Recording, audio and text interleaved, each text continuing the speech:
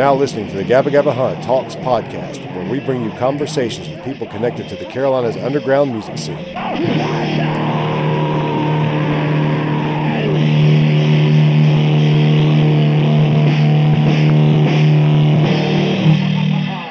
Hey. Yo. How you doing, Chad? Good. How's it going, Mike? Good to see you, man. Good to see you. I guess you're the first one here. And I guess you just joined, so I guess that's the way it works. I guess whenever anybody else joins, they'll just pop in. Yeah, they should. I just came up and joined call and bam, bam.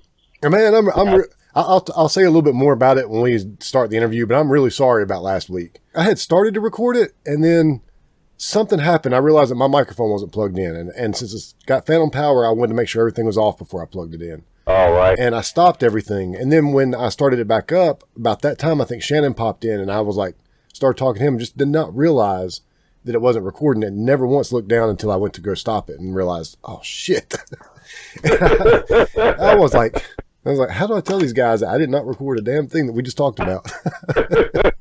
Dress rehearsal, man. Dress rehearsal. Yep. Marty. There's Marty. Howdy. Howdy. How you doing? Pretty good, thanks. I'm early tonight. All right. Yeah. For me. Oh, Sean. There's Sean. Sean did Hey, studio lighting. Studio lighting? Studio lighting. Out on the porch. That looks... It'll bring the mosquitoes closer to you. Oh, that's what I need. So now we're just waiting on SST. Yeah, I was on the phone with him, so he's good. He had to forward that to his himself to get on iMessage. Yeah, I was just saying, I was telling Chad, I said, I had to email it to myself to text it to you guys. If I'd have known email worked better, I could have just emailed it to everybody. No, probably, you guys, I don't know if those guys probably don't use it, but you can open up iMessage on your Mac, and it'll, when you get a text, you can either just forward a text to yourself and stuff. And okay. Yeah, I know that, Sean. I just didn't think about it. Yeah, good call. I did not know that. I rarely even get on my Mac, so. I can't put mine down. And I was in there working on that Posting Notice song, though. Oh, yeah? I got that all put in and just kind of screwing around with that for a little bit. Yeah, I love that song. It's a quick minute 45 rocker. Yeah, in and out, man. I like some in and out. Yeah, that's how we like to do it. All our songs are really short. We've got a couple. We got one that's about 4 minutes, and then we've got one that's, well, it's two songs, but it's basically one. It's 5 minutes long. And doesn't it seem like even for us, like 5 minute songs, like it seems like we got like a winter scenes. Yeah. It's like 5 minutes long. Like when we're playing it, we're like, we gotta cut stuff out. like it doesn't sound bad, but then you play it and you're like, when you're just listening to it, it doesn't really sound long. Right. It sounds like the appropriate length. It's so long that I end up forgetting the second verse sometimes. Like I'll just totally get lost. I'm like, where am I? I'm like, oh shit. Yeah. Oh, I screwed that one up. Well, nobody will know. I know that feeling. And we intentionally, like every now and then, we'll intentionally write like a really short, fast one just because it's like, okay, we're getting to the 3 minute territory a little bit too much. We need one that's under 2 minutes. Yeah, and they tell you that's the ideal like streaming song length, so something like 2 minutes and 40 some seconds. Yeah. I guess they base that on people's attention spans nowadays. Yeah, makes sense. You get old having every song like that. There are plenty of times when I hear a band that's got a song that's like 5 minutes long, and I go, man, if I wrote that song, I'd have cut that part out, and that song would have been 3 minutes tops. Right on, yeah. The song Chad was just talking about, he took all my extra parts out of it. Yeah. That's why I didn't know. I did not. Well, I think some bands, and not you. I don't think bands like you guys or us, but some bands fall into that trap of playing a song that's like too long, and it's like everything just repeats too many times, and it's almost unnecessary to go that long. There's no point in making a song that long just to make a long song. There's not. Yeah, you're right. And like I don't know how you guys do it, but I have a pretty set structure on like repeating lyrics and some stuff like that. Like a lot of times I'll repeat the first verse at the end. Yeah. Or I might change like a few words on it, and depending on the song length, there might only be like one verse chorus kind of set and a bridge in the middle. So then I might just change a couple of words around or something. Yeah. But, what's up, Lee? There he is. Yo. We're real guilty of like writing one set of lyrics and then just repeating it twice, a second time. Yeah. We do that a lot. Yeah. That's how most of my songs get written. Yes, right. Most of my songs get written that way, and I throw it out to them, and if they like it, then I try to write lyrics. Yeah. Sometimes, you just get out of the mood in the moment, and I'm like, such a struggle, man. That might be the hardest part for me. Come up with a second verse. Yeah. Here's what you do. You take the first verse, you just move it to the second verse, and then you write a new first verse. It's a lot easier. Never thought of it That's that what way. I do. Yeah, That's why you're in the band, man. Third verse is the second and the first. exactly. You add 1 and 2 and you get 3. 1 plus 2 is 3. Shannon is the bringer of wisdom to all of us, man. It wasn't for him. Wise guy. Yeah, no, wise guy. Weisenheimer. Wisdom, not so much, maybe. Well, before we get started, I do want to, again, I just want to apologize about last week.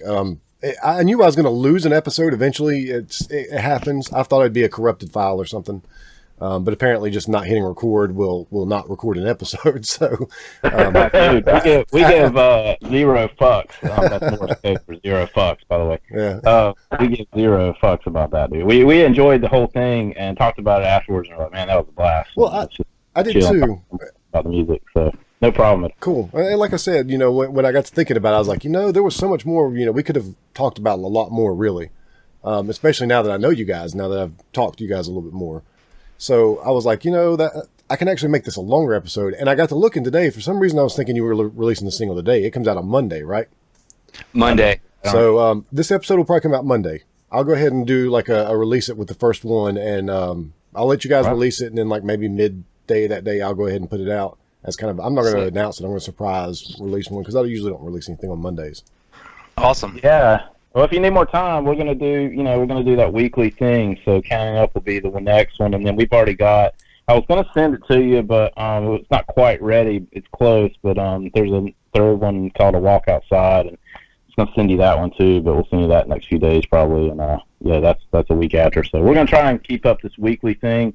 It's putting a strain on us for sure, just to get all the parts up in and mixed up and ready to go. But but I think we're going to try and stick to it because, like we were talking about before, is we've been bad about writing songs. We get together for a couple months and play, and we play a weekend at a time, and we'll knock out 3-4 new songs, and then we sit down. Are you laughing at Marty? Yeah. Yeah, Marty. Is he getting some mood lighting going, or what? I want to see Marty pop a wheelie on that BMX bike back there. There's light shining right on my bald head. You need to get in some powder. Cat time, dude. Get some powder. I don't use the video. I don't use the video for anything. Did you say you don't use the video? I didn't realize that. Yeah, no, I don't use the video. I mean, if I wanted to record I took a shower today. Well, I appreciate it. But and another thing that matters on video. I also wanted to thank you guys for doing this with Skype as well, because when I realized that Skype does pretty much the same thing for free, I was like, let me try that because I might need to use it a little bit more. But, I didn't mind like doing the Zoom thing and paying for it. But if I did that, I was going to have to try to all of a sudden figure out like cram in 2 or 3 different episodes. And I was like, I got to figure out who I need to get in that would have to be in different places. So but if this works, I can do this pretty much anytime with whoever. So Yeah. Seems to work pretty well so far. So Yeah, you couldn't do this in the 80s. Yep. Well, get on the party. You get on a party line and record it somehow. Yeah, we could do 3-way call in St. Clair style. Yeah. We would have to each videotape ourselves and then get together and splice all the tapes together. Here it is. And nail mail it. Yeah, Nail mail it VHS. Do you hear it? VCR style. Yeah.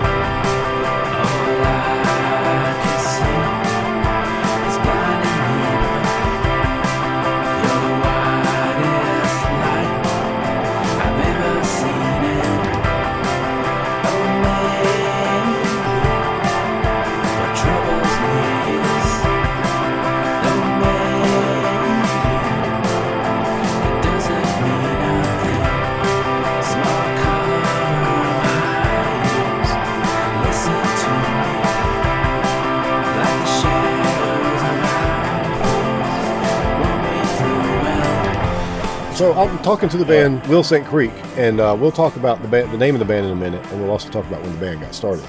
First of all, just introduce yourselves and what you play in the band. And I'm just going to kind of go like in order of what's up here on my screen. So I got Marty up here in my top left. So Marty Group, bass player, I live in Durham. We're all over the place, and I'm in Durham. That's my location. Cool. Yep, all over the place. So Chad, where are you from, and what do you do in the band? I live in Wilmington, originally from Troutman in North Carolina, and I play drums, try to play drums, and try to do some like backup vocals. So, okay, cool. Whatever And, it takes. Then I'll go down to SST down here.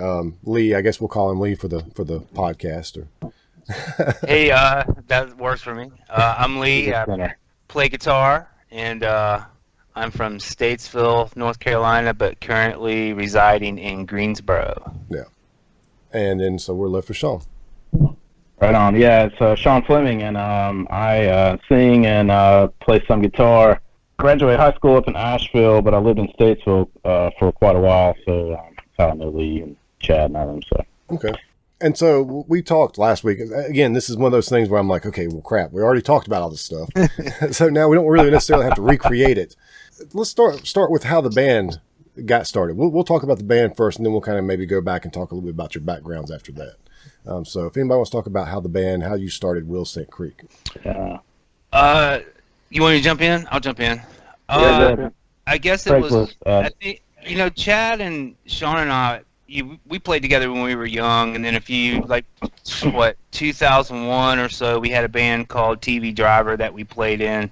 Mm-hmm. And, of course, Chad and I played together, but we had not played with Sean for a while, and Chad and I had not played together for a few years, and just a random text, just threw a random text out. It's like, hey, we should get together and jam. You know what I mean? It wasn't like, hey, let's start a band. It's like, it was more like I miss my old buddies. We should call the weekend and just get together and hang out and jam and just cut up, you know, because that's what we like to do. So I guess that was like November 2017. We're best at that last part, by the way, cutting up, yeah. Yeah, good at that. Yeah. So we did that. Sean and I went down to Wilmington a few times. We jammed around a little bit. Had another guy on bass come and play with us a couple times down there, but there wasn't like any talk of a band. We weren't like naming it or calling it a band or anything like that. And then I guess it was that summer, right, Sean? I'm trying to get my dates right. So we jammed a couple times, and then we hadn't got together for a while. And then, Sean kind of just started writing songs out of nowhere. Like, there were so many songs coming out of that summer that Sean had. I don't want to speak for Chad, but for me especially, and I think Chad too, like, when we heard the songs, like, suddenly, like, it shifted gears. It wasn't what we were jamming out in the shed. You know what I mean? It's like, oh, these are good songs. Right. We really should do something. Something should happen with these. Yeah. So we had... when we were playing in my shed, we kind of were, and Shannon and I had been the most recent being in the Omen together, and we were kind of like, are we gonna play some Omen songs with Sean? Is this like it's gonna have that sound? Yeah. What are we gonna do? And it just kind of started morphing into something else, and Sean just I think it lit a fire under him to start, getting those creative juices going again and writing songs, and then Shannon and I were like, this is a great direction. We should go this direction if we want to play in a band. Yeah. Yeah. So it just made sense. And, so that's sort of how it started. It wasn't long after that, we started thinking about bass players and we needed somebody for sure. And I don't remember thinking of anybody else. Yeah. Except I just remember thinking, who are we going to get? I was thinking there was nobody to get. And then Sean texted me and was like, what about Marty? And I was like, well, yeah. Done deal. It's like, let's just hope he doesn't say no, because that has to be the band, So, fortunately, didn't have to beg him, Yeah, we didn't have to beg him. He was, like, into it. I was on a bike ride. I was riding my mountain bike, and it just popped in my head, and I was like, dude, I pulled over right then, and I called Marty, like, right that minute when it popped in my head. I'm like, I know who to call. And I was like, dude, you can't say no to this. I always wanted to play with him. He and I grew up together in Asheville and high school together. And We were in separate bands at the time, and never got to. We skated a lot together, hung out a lot, had a bunch of mutual friends, and went to the same high school. But yeah, we never got to play music together. He was in another band. I'm sure we'll talk about in a little bit. Yeah. Yeah, it was a funny thing here, Sean. I don't know if you know this. I know I told you, Lee. Chad, I don't remember if I told you, but I saw Omen play once at this backyard skate party thing, and afterwards I like kind of subtly hinted that I had to play bass for him. And, I remember that. That would have been great, man. Yeah.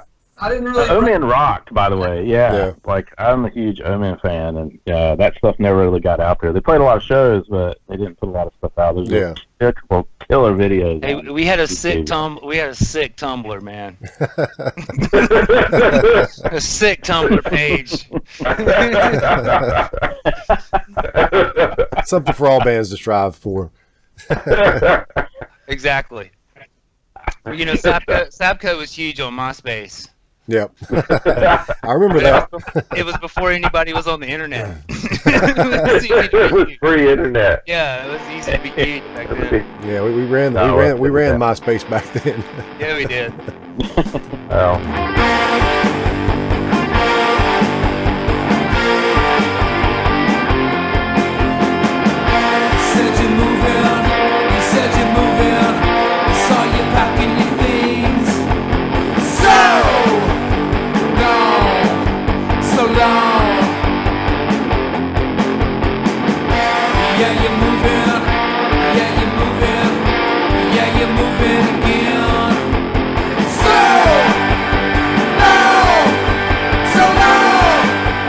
Yeah, I remember that, Marty. That was. I mean, that could happen. You know, that could have happened. Right on. Yeah. I didn't know if you remember. Lee didn't quite remember from what I'm remembering. Man, those were actually some good parties at Tony's. Party being the key word there. Well, maybe I don't remember.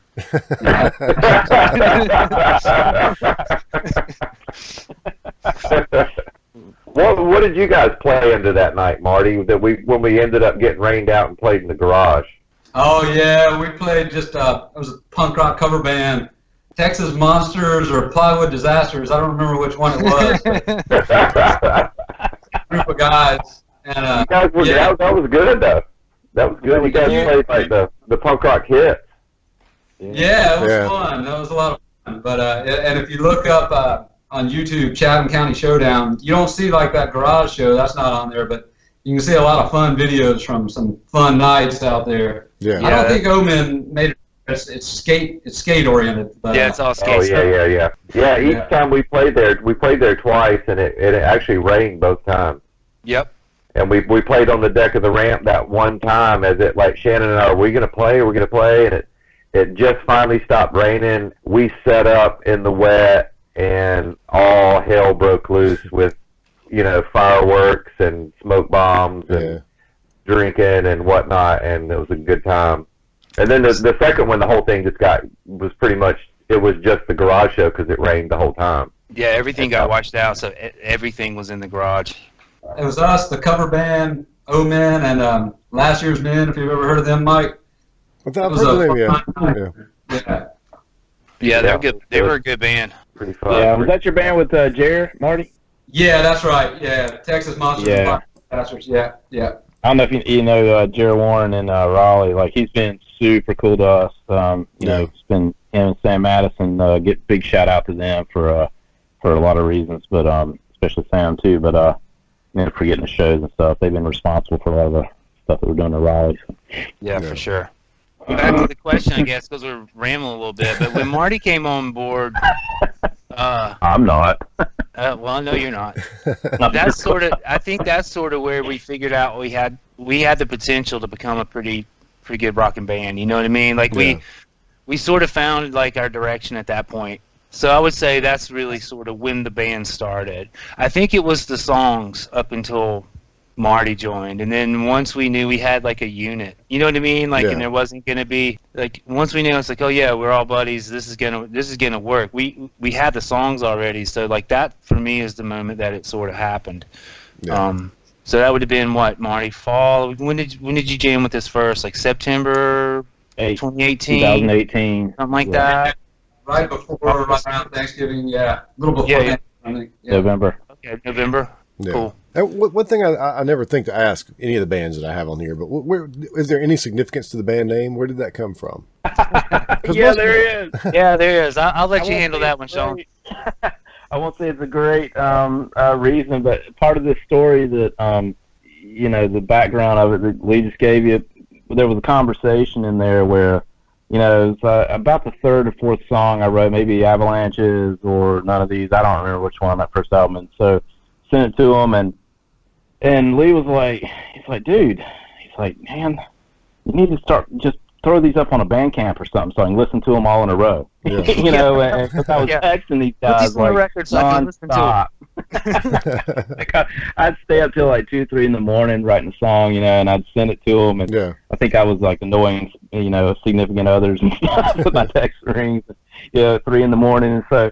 Somewhere in there, he was like, dude, you need to throw these up on a Bandcamp. And I was like, well, it's not a band, dude. I'm just like, I'm writing it, and, you know, I kind of hope we play it, you know, and if you guys want to play it, that's cool. If not, you know, whatever. I mean, I'm just doing it in my living room here. So at some point, we had kind of it wasn't an argument, because we don't really argue, but, you know, it was just like, he's like, no, dude, throw it up. And I was like, no, I'm not going to do it. Like, you know, it's not me. It's not my thing. Like, you know, I'm just writing them. So if it's us, that's good. If it's not, I'm not going to do it.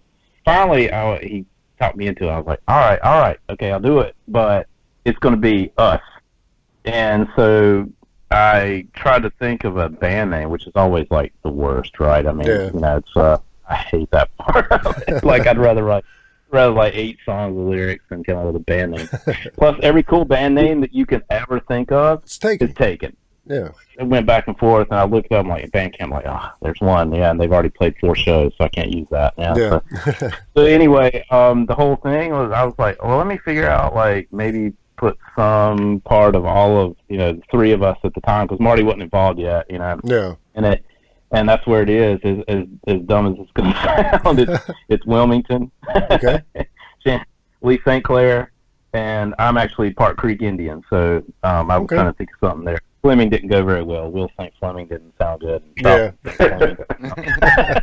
Yeah, Will St. Troutman was taken. Will St. Troutman. So then it was my nephew. So then it was very honest last week when I said Will St. Clair and got confused. You know that's where the Saint comes from. You're putting 2 of them in there, though. Yeah, that's what I was saying. You're close. So the Saint is That's it, man. Yeah, for lack of a better name, it's just once I decided to record everything up, post it up, and put it out there, there wasn't any planning that went into it, really. You know, it's just like, these songs are here, bam, here they are. Yeah. Will St. Creek, and then it turned into what it is now pretty quickly. You know, within a month. You know, and then Marty agreed to play, and Lee and I talked, and we're like, hey, let's do this. You know, so. Yeah. And you are right. Like so many things are already taken that you have to come up with something unique. And so many band names just sound stupid to begin with. So you got to find something that just sounds good and doesn't sound dumb. Yeah. And then you stumble across something, you'll come across something. You're like, oh wow, I can't believe nobody's named their band that. But then you Google search it, and there's it's like a thing, you know, like Wet Mop, right? It's like. Oh, nobody's ever called their band Wet Mop, but it's like you Google Wet Mop and it's like, there's 10 million Wet Mops that is going to be, you know, it's like, so how are people going to find you? Yeah. So I think that was one thing about the Will St. Creek idea that I did like, is that it's unique. Like, it's unique to a Google search or anything like that. If you can just remember it, you can find it, right? Yeah. There is the Will St. rapper. Will St. rapper. Unfortunately, there is. I found that out the hard way. Yeah. Well, if you're a Will Smith fan, you'll find us. Yeah. Truth. But now, like with Van Huskins, we got lucky because that was Eric, and somebody suggested that to Eric a long time ago, just saying that him and Ben should start a band called Van Huskins, sort of like Van Halen. And that was when he started the band. That's what he was going to call it. And luckily, there's nothing out there with that name, so it just pops right up when you search for it. It's got a good ring to it too. Yeah, it's good. It's got an harsh kind of, that SK kind of. Yeah, it's got a good growl to it. I like it. Yeah, I like the name. And when I mentioned to people, a lot of people go, "That sounds real familiar." I'm like, "You've never heard of us. It just sounds familiar to you. You remember? You think Van Halen, and you know."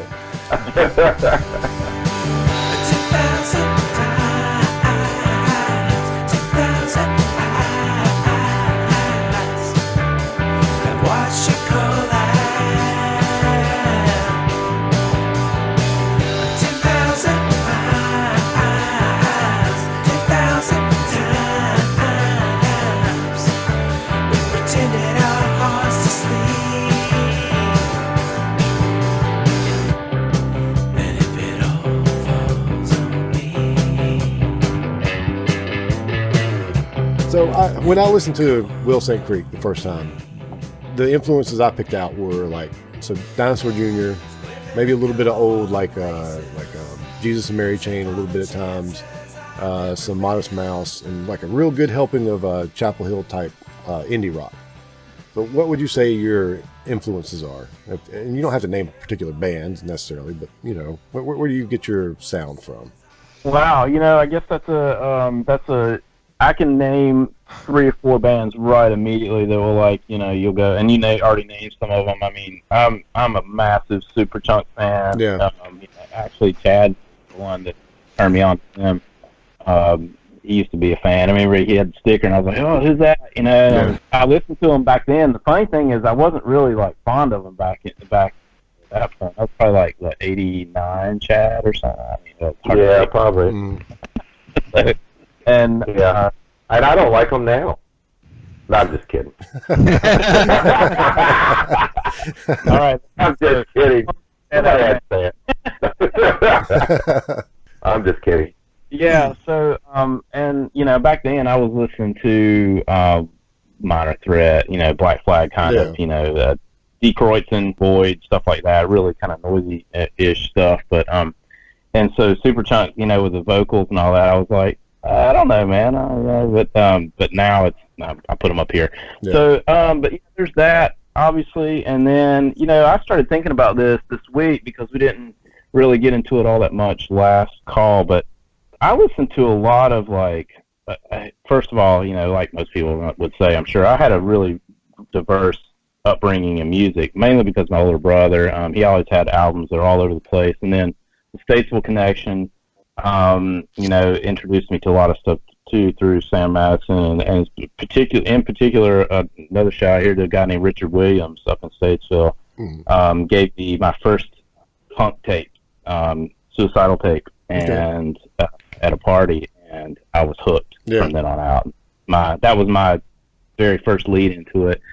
But I listened to a lot of older, a lot of Chuck Berry, a lot of, and this is probably I've never told the guys this, but a lot of Chuck Berry, a lot of Buddy Holly, and stuff like that. And so I started thinking this week, that probably has a pretty huge impact on the, on the hooks and some of the things that get incorporated in the song. I mean, I don't make any apologies about putting those in there.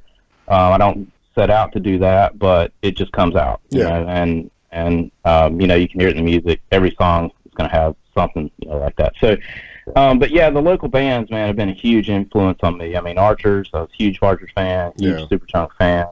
That whole Chapel Hill sound period. Paulvo is one of my all-time favorite bands. They're great, yeah. You'll hear, especially on the first album, I don't really mean to do it, but I don't write a lot of, I've really gotten away from a lot of power chord type things, just in my playing, and really just work wherever I put a lot of melancholy kind of, chords together, on the higher strings and all that. So, you can hear it in Avalanches, songs like that, so a lot of that comes from, me listening to Paulvo, and hearing, just go, oh man, they're trying to play along with some of their stuff. But, that's it, and as far as I had the usual rock upbringing, that everybody else had, I certainly listened to my fair share of Led Zeppelin and, all the other stuff, I think that's where a lot of us came from there, that they ended up in punk rock and like the type of music we play and listen to these days. Absolutely. Yeah, for sure. It was a gateway for a lot of us because that was easy. You found that on the radio, and then that led you to the other stuff that you couldn't find on the radio. That's right. Yeah. First band I ever really loved was AC/DC. I was 9 years old. You know what I mean? I was I had to have it all. I loved AC/DC so much. It's I can't even listen to it because I listened to it so hard from 9 to 12 years old. You know what I mean? It's it's just that was my run. But I think Sean hit a lot of bases. I feel like I have a lot of, I'm into a lot of music. I don't know what music's influencing me or not, but I'm into a lot of different things. But I was definitely came around to the whole Chapel Hill thing with Superchunk, Archers, Paulvo. I'm gonna throw Small in there because I like that band just as much as aforementioned Chapel Hill Band, all that stuff, man. Back in the mid '90s or so, and like I guess grunge was the thing, right? But like that wasn't grunge. That was something different that was happening up there. That was happening here. It was happening here, and like I really loved those bands then, and these days I'm all over the place. I'll listen to Superchunk, but I'll listen to the Rolling Stones. I'll listen to. It just kind of depends on my mood. I think my biggest influence in Will St. Creek, though, really is Sean's songwriting. Mm-hmm. And I'm sort of blown away by the song. I'm not blown away by it's wrong. I mean, he's always been a really talented, really good songwriter. Thanks, man. But I'm influenced by the songs because I feel like he sort of wrote them for me to play on. Like it's never been so easy for me to just come in and not. I don't even know what Sean plays on the songs. Like I don't know his parts, right, at all. It's just like there's always like this place for me inside these songs, and for my playing, that's very influential for me because that gives me a space and somewhere to go, So if it's not like another band influencing me and not trying to just like kiss up to Sean, because I mean we've been friends since '83. I mean he knows I love him, but the songs really do inspire me. Yeah. I just think they're great, and I'm glad that this band has landed in this lineup because I don't think that this was how we envisioned we would be playing when we started jamming a couple. Like Chad said, it's like, are we going to be sort of doing like Omen stuff with? Am I going to be the singer? You know what I mean? Mm-hmm. Sean was like, well, I don't want to sing, but then when you're a songwriter like Sean. I still don't. Well, but when you're a songwriter like Sean, who is really crafting not just the melodies in the song, but lyrically very well crafted lyrical, content, right? Mm-hmm. And the melody. Well, if you're not singing your song, you have to be totally okay to turning it over to somebody, and then that person's going to put their spin on it, whatever that spin is, right? Mm-hmm. So I felt like with the situation that we had, I don't think I could sing this. I know I couldn't sing the songs like Sean sings them. Yeah. And I don't think that was the best way for the songs to evolve. So when we figured that out and we landed in this lineup, and then not the burden of singing, because I like singing, but really the burden of singing was gone for me, which is the first time that's happened since I don't even know, you know. That really opened up me to just concentrate on playing on these songs, and that was been super inspiring for my playing. I feel like I've sort of hit a groove with the band for sure. Yeah. Dang, dude, do I owe you for this? I feel like I need to make out with you or something. You don't. I'm just telling you. All right, I'm out. That's the truth. Don't pretend. But as a player, that is what inspires me. I mean, and I am inspired by a lot of music, but like when I can come into a situation and find my own place, and I don't have to go, this guy wrote the song and he's already written my guitar part for me, right? There's none of that, right? Like here's the song. What do you want to do? And I'm like, what can I do to serve this song? What does it need? You know what I mean? Do I need to play really? So I get to do a lot of things in the band, like from song to song. Like 1 minute, I mean, I've got to play the tightest rhythm I've ever played because Sean he's singing, and so it's like it's the only guitar, right? But then the very next song, it's like, well, now I can go off and to do this song, he's playing rhythm or he's got his part or whatever. So now I can go off and do whatever I want to, and creatively that is inspiring. You know what I mean? Because I can, like I said, find my places in the songs. Well, trust me, I totally understand that because, like I've said it before on the podcast, but like Eric is the main songwriter with Van Huskins. He comes with the idea for the song. He's got the riffs and everything. This is kind of the structure, and then he presents it to me and Ben, and then I'm inspired by what he writes, and it just naturally flows. It's like whatever he wrote almost feels like it was written for me.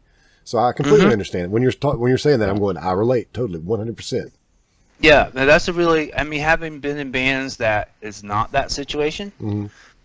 That's why I feel like that is such an inspiring situation because it's the anomaly, right? Like it's chemistry and it's Yeah. trust Yep. at its core. You know, like we got to have good chemistry, and like he's just got to trust me to not fuck his song up. You know. Yeah.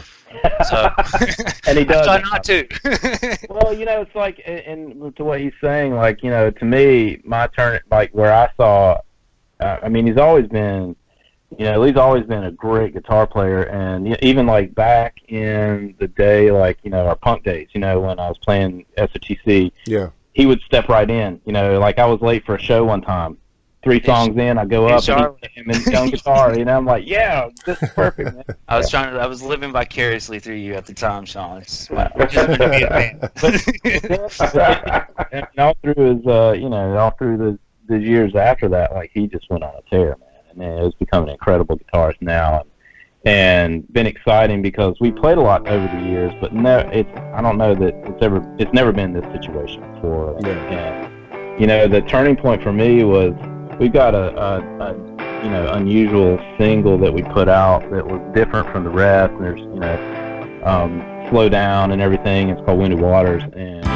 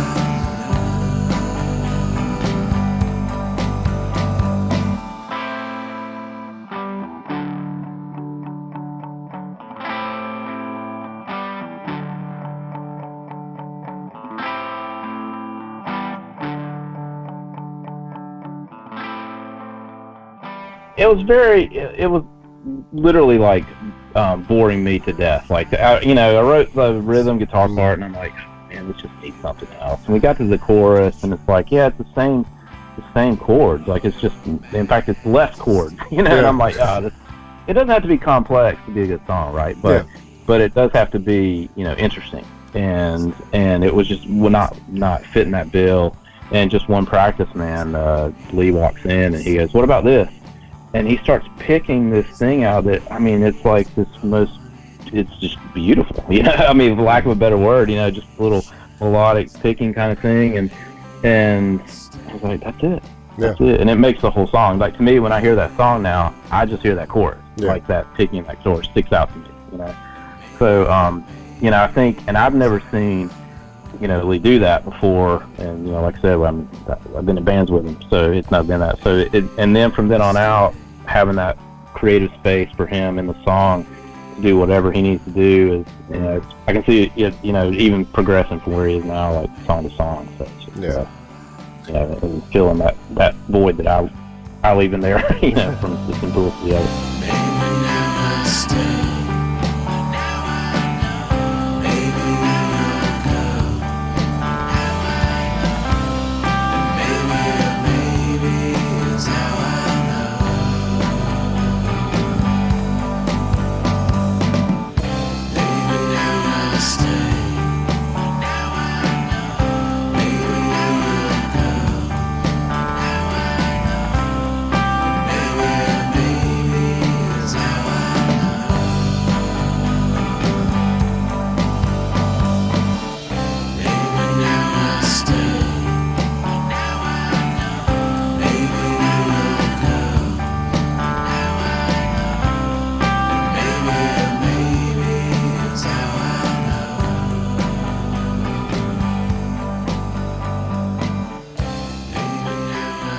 And I think that's one good thing that comes from people that know each other and have played music together over the years. for a really long time. You know, you can't just put 4 guys together that have put an ad in Craigslist and said, let's start a band and get that. That's something from, you know, even if you haven't played in a whole lot of bands together, you've known it. All of you have kind of known each other for a while. So it kind of works a lot easier in that respect. And you know how it is, man. I mean, you playing live somewhere and you just get that, all you have to do is look over, you know, and give that nod, and you know what that means. Oh, yeah. You know, when you played somebody. Haven't played with anybody, you're like, what are you looking at me for? You know, like, oh, okay. I've always said I feel bad for bands that form like that, you know, these people that just like, you know, answer want ads to be in a band. And I feel bad for that because I'm like, you know, I like being best friends with my band. And I can't imagine it being any other way. Not just this group of guys that I hang out with and play music with. These are my best friends. Yeah, it shouldn't be work, right? I did that one time. I'm trying to think when it was. It was probably around 2012 or 13. Yeah. I was just like, Chad and I were doing a little bit of O-Man, but at the time I was living in Statesville and Chad was living in Bowie, Maryland. So most of the O-Man stuff was like super long distance band, you know what I mean? Yeah. But and I was kind of like looking for somebody to play with around Statesville, couldn't find anywhere, and I was dicking on Craigslist, and I saw this ad for, you know, a dude in Winston, drummer guy, wanted to jam or whatever. So I shot him an email, and, you know, it comes back, it's like, all right, sounds like, all right, okay. You know, we exchanged a few emails, and I'm like, fuck it, I'll drive over there and see what's up. Yeah. So I drive to Winston, man, and I go to this dude's house, and I guess the dude's probably like maybe 22, 23 years old, right? And he's at home babysitting his kid. And his buddy came over to watch the kid so we could go down into the basement and jam, right? Into the center block basement, right? So everybody sort of gets ready to go downstairs to jam, you know what I'm saying, or whatever. We finally go down there, and he has a little toy, like a Toys R Us toy drum kit. I'm toting a Mesa Boogie. You know what I mean? And he's playing on the first act. Yeah, I've got a Mesa Boogie, and this dude's got like this little, like, I wish I could remember what the graphic was, like, you know, this little Cinderella drum set or whatever. And then, like, we tried to play, and then, like, he played himself out in, like, less than 10 minutes. Like, he just went for it. Yeah. Like the first few, he just went for it. I've never seen it, you know, like that, just like out of the gate, 100 miles an hour, and just like 6-8 minutes in, he's like, man, he's like, get a cigarette. Is that cool? And I'm like, yeah. And that was it. So, yeah, lesson learned on the Craigslist jams. You know, it's like you know, it's like sort of like the musician version of like meeting a serial killer online. Oh man, I went to jam with this dude. He's a rocker, and he's got a toy kit. but yeah, I mean. But it's true, man. All that matters, and chemistry is so important, man. And when a band is really, I feel like when a band is really functioning and doing its thing, then it's bigger than the sum of its parts. You know, like the guitar playing is better than level guitar player that I am because of where I'm at. Yeah. And who I'm surrounded with, and if I'm doing my part, then hopefully it's elevating. Everybody else is playing too, right? And we become bigger than ourselves and let the band be the band instead of us being individuals. Yep. And because I have known these guys for so long, you know, like we're sort of on the same page just as what we're into, hanging out. You know, it's like I don't think that we certainly don't have any desire or preconceived notion that we're going to strike off across the country and go tour and spend 40 days and 40 nights on the road, you know. Yeah. But if I had to do it, these 3 dudes, I could do it with no sweat, you know. Because we spent long weekends skating and snowboarding together in the back of a nasty Beetle. Yeah. Where are you going to sleep? What? Yeah. So like, I can make it with these dudes, you know. And yeah, we done that. That's that chemistry that we have. That to me is so important in the bands. I can usually tell when I see a band, you know, you can, back to the Craigslist thing, you can almost tell when you see a band that it was contrived in an email. You know what I mean? Yeah. And delivered on a platter to me on stage. It's like this whole thing, it was already like they had everything figured out, who they were, what they were going to be, what they were going to be sounding like, what they were going to look like, how the songs would be presented. Like everything was figured out before it ever happened, and then they made it happen. Yeah. And in a lot of those situations, those players are really great players, but there's a spark missing about bands like that. Sometimes that you put your finger on, and I think it's this chemistry thing. You know what I mean? It's like that's what they're missing. They don't have that chemistry, and they're not comfortable enough with the band to just let it breathe, so to speak. You know, they're trying to deliver it. Yeah. Instead of just letting it be. And I think we're comfortable enough around each other that I think that's how we can just let it happen. And that's been huge for me because it's such a comfortable, creative environment. And again, we're just kind of feeding off each other with that, which is pretty cool.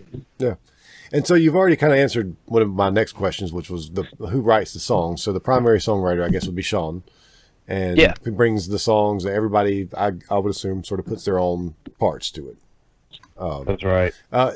Chad, Marty, did you guys have anything to add as far as like, you know, influences on the band or influences on your style of playing? I mean, I grew up listening to the same kind of music as these guys. Yeah. You know, and I feel like as I've gotten older, I've probably mellowed out a little bit, but I still kind of like noisy rock and roll. Yeah.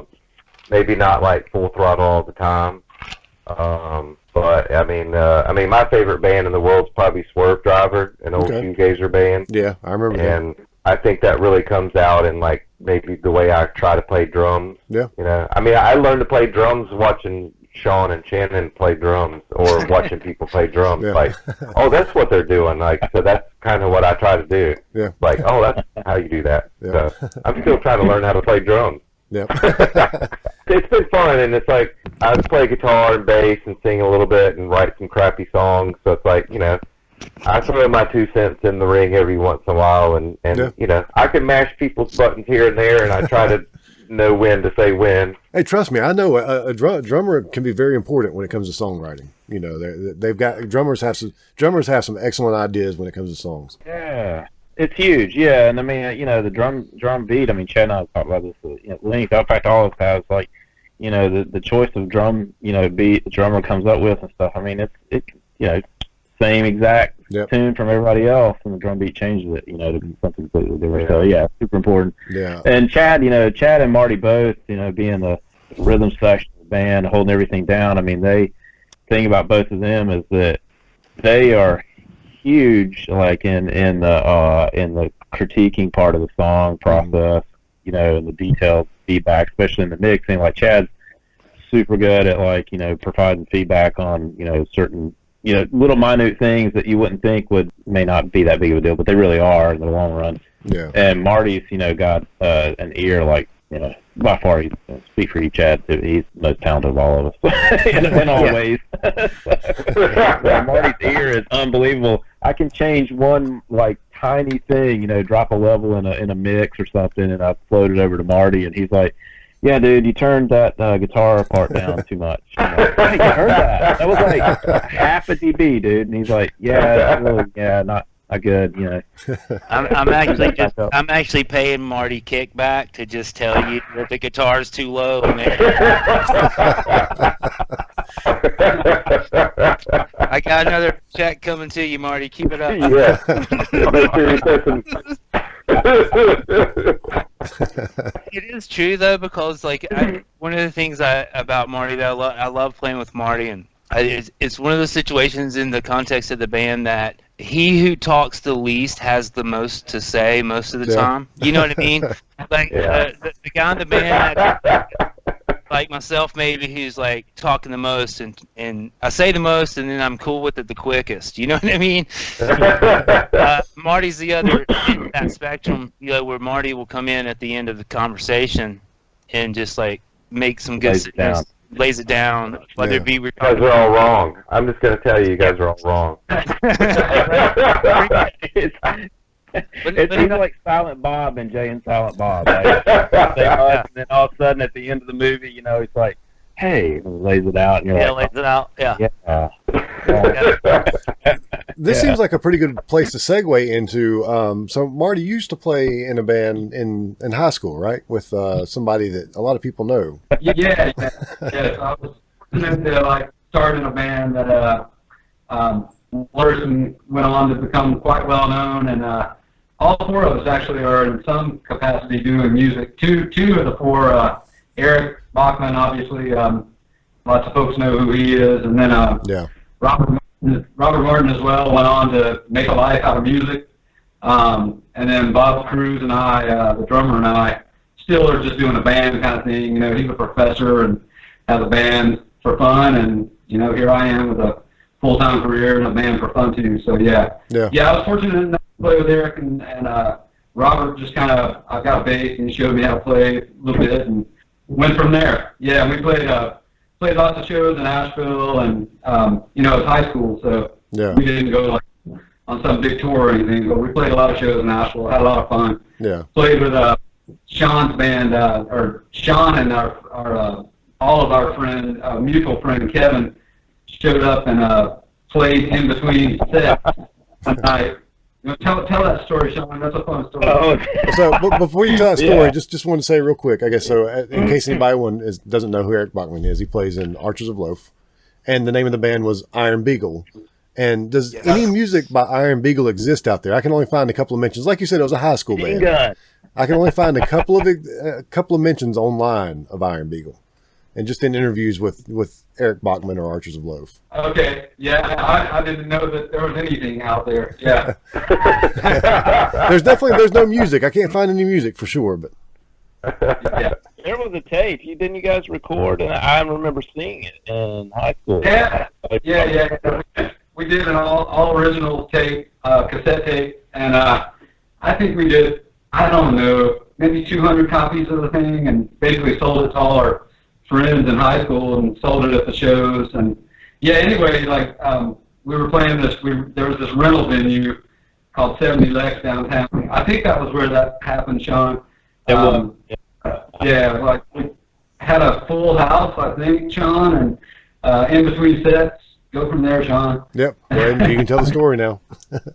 Yeah. So the guy he's talking about, Kevin. I think I've mentioned this before, but I quickly tell the story again. When I moved up to Asheville from Statesville, I was skating on Haywood Road, which used to be a pretty nasty area compared to what it is now. And so ran into a couple of dudes skating, and I was like, "Hey, what's going on?" And they were like, "Oh." And so somewhere in the conversation, he came up to play drums, and I was like, "Let's play band, man." And so we started this band, and it ended up being a punk band that we had for a few years up there. And we ended up playing a good bit of shows and stuff, but and that was Stations of the Cross. Is that the band you're talking about? Yeah, SOTC. Yeah.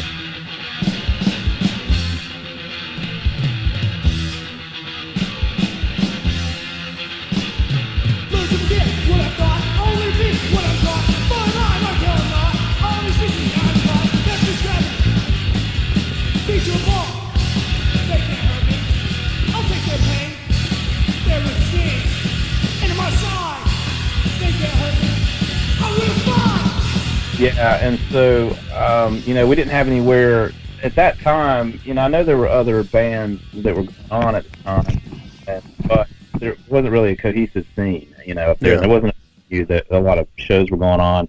Most of it was parties and stuff like that. And so we just happened to be skating downtown. I looked over and saw this, for rent sign on this dance studio thing on Lexington Avenue. And so called the number. Of course, I was like, 16 years old at the time, so I'm calling this adult, like, "Hey, can we rent this? Can we play some punk rock shows in here?" And they're like, "Yeah, sure, okay." It's get $100 a night.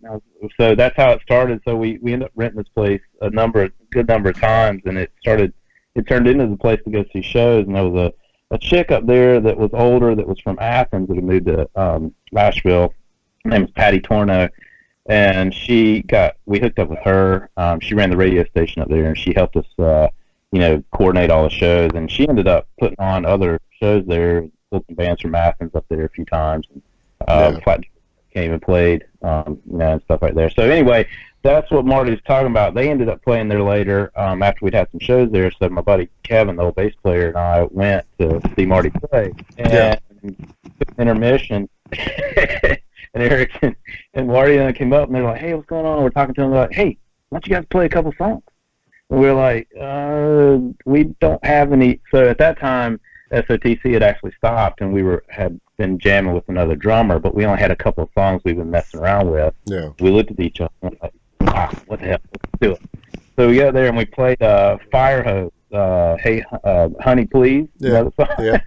Hey Honey Please. Yeah, and rocked out some Fire Hose in the middle of their set. So, Yeah.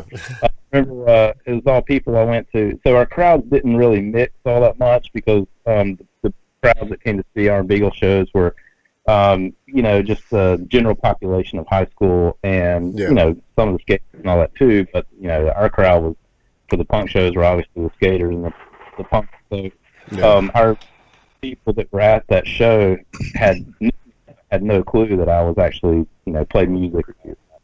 Fun memory. Yeah, it was good. The SOTC days in Asheville, people don't understand, I wasn't from Asheville, so, Sean and I met in 8th grade or whatever, and after our 9th grade years was when Sean moved up to Asheville. Yeah.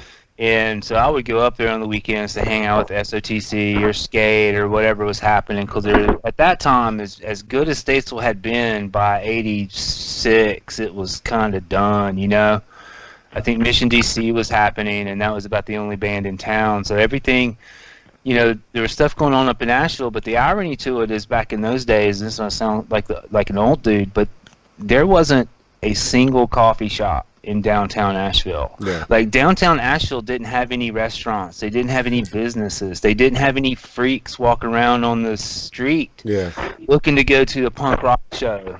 There wasn't any punk rock shows. You know what I mean? Like, SOTC was the punk rock show on 70 Lex. I went up to Asheville back in the fall and it's really cool for what it is, but, back when Sean had moved up there and Marty was up there and we were going up and skating and all that stuff was happening, it was a lot different than what people think of now when you say Asheville in terms of, you know what I mean? Like, it was not. We're the reason there's a black iron fence around the Pack Square Monument. Yeah, around the Pack Square Monument. That all the time. That was our skate park. Large chunks of that missing because of our trucks. But, it was different. Yeah, we had that whole downtown basically to ourselves all night long, every weekend for a long time. Running wild. 2 o'clock in the morning, downtown, 2 o'clock in the morning, it'd be us and as long as you didn't go on Eagle Street, just stay off of Eagle Street, because that was where all the bad shit went down, you know what I mean? Yeah. We had the rest of the downtown, man, and there was nobody up there. It was crazy. I felt like I sort of grew up there, because I would skip school every Friday and go to Asheville. Just kidding, Doris. No. She knows. She knows. Enough time's passed now. Yeah. There were some great skate spots up there we would just go hang out for hours at. There was a place called the Monorail, it was a bus station, that had this big, long, yellow, painted, squared off, curve. I love the monorail. Yeah, that place. Downhill. You just board slides on it forever. And there was a place called the Whore Hunt. There was a sidewalk that a tree had busted up and pulled it up like this, and so obviously that was sidewalk launch ramp. It's like the hot spot in that area. It's great places back then. I don't think any of that stuff's there anymore, but no, it's all been redone down in there. There's like a new bus station and stuff around in that area where all that stuff was at. So we've already mentioned Omen and we've mentioned SOTC. But you guys have been around for a while, played in quite a few other bands, and I can already think of one of them right off the top of my head. But what are some other bands you guys have played in over the years? I don't know if you want to take that one by one or how you want to do that. Who wants to go? Yeah, Lee's been in a couple that we haven't mentioned yet, and Chad's been in a great one from Wilmington. So I played in a band, Glow in the Dark Scars, down here in Wilmington. Okay. When I first moved down here at 97, I guess it was. All right. And Yeah, Glow in the Dark Scars formed. It was Fred Champion that owned the local record store. And I would go in there every day because I worked downtown, so I went in there every day looking for music, and we just became friends. And he was kind of like, "You play music?" And I was like, "I can." You know, he's like, "Me too." He's like, "You should come over. Let's play some." He's like, "I got some songs." So it was just he and I just playing, and he had a drum kit, and I was like, again, I had seen Shannon and Sean play drums at certain points, and I was like, I can do this. I can play drums. Yeah. I would play some drums, and he would sing some songs, and then we'd switch up, and he would play drums, and it ended up just working out where it was like, he had a bunch of songs, so I was like, I'll just play drums. So he and I, kind of like Shannon and I did as a two-piece, he and I started out as a two-piece for a little bit, and then we got a bass player, and then we ended up getting another guitarist, and it's just like, kind of lo-fi, indie rock music, super quirky. Sometimes it could be a little in your face. Fred was a great songwriter, and that's like, I kind of joke about pushing people's buttons, because I always push Fred's buttons. We were great friends, but we could really like butt heads on some stuff. Okay. But then hug it out at the end and be fine. Thought I would never find a girl in this crazy mixed up world to love me for me. I heard it time and time again. You're not a lover, not a friend. No love for me. And that went on for quite a few years. It was super fun. It's Bandcamp stuff. Yeah. There's quite a few records on there and tons of crazy, weird songs. Yeah. So people should check it out. It was fun. It was great, and it was actually kind of interesting. Like coming from Glow in the Dark Scars, and then Shannon and I Lee and I started playing the O-Men, and I hadn't played with Lee in a long time, and so it took me a little while to kind of get back into that groove of it's a little more rock and rolly than what I was doing with Glow in the Dark Scars, even though we did some weird stuff, but it definitely helped. I mean, it definitely got me where I am today playing drums. I mean, I'm not a good drummer by any means, but I just try to put something in the part that I feel like it needs. Yeah. And I'm not super techy. I just try to bang it out and bring the tempo. Yeah. So, but yeah, that was a lot of fun. Bring the noise. I'm usually a noisy drummer. Yeah. I like it. So, Marty, other than Iron Beagle, what have you played in any other bands over the years between then and Real St. Creek? Good. One other band, like a college band, Well Nigh Forgotten, which hard to remember name, and we were cursed by that. College era, and I'm really I'm not that good of a player, honestly, but I've found myself in some fortunate circumstances. That band as well. It was early '90s. We were based in Greensboro. We were all in college at UNCG.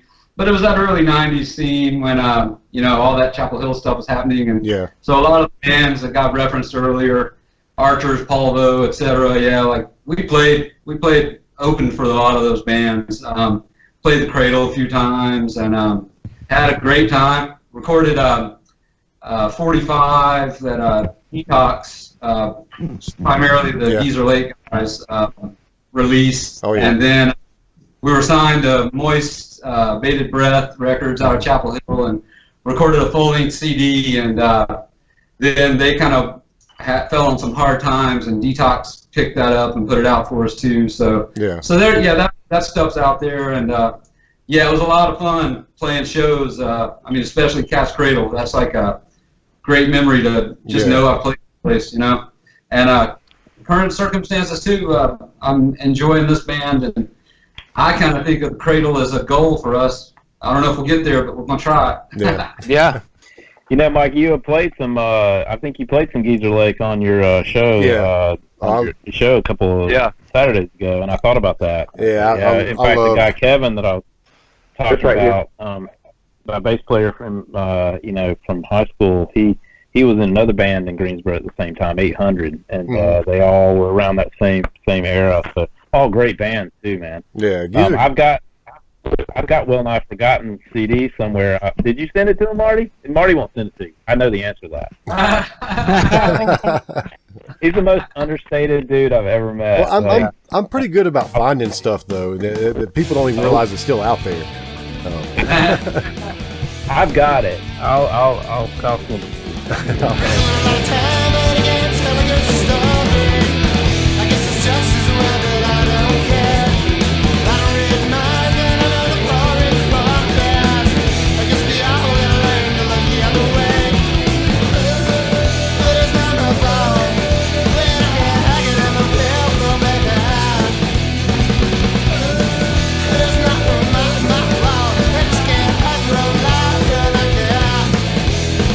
Yeah, Geezer Lake was one of those bands that they were so influential to my musical taste in general.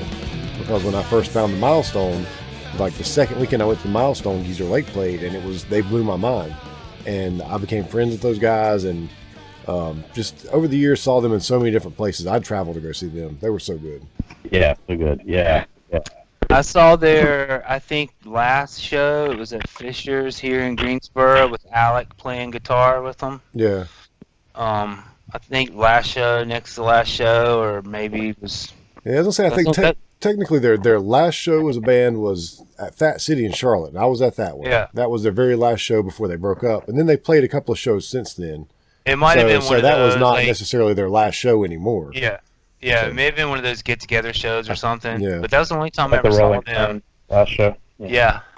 Kiss. I saw the Kiss farewell tour in 1996. I saw the Kiss farewell tour in 2000. So you know. Yeah, right. Yeah, 1990 something. Yeah.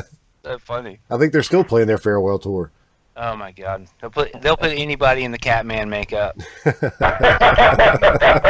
Keep it rolling. Gene and Paul. Hey, Chad, you hear that, right, I Chad? tried to get them to play Beth, and they wouldn't do it, man. Well, you know that was always. I hear you calling.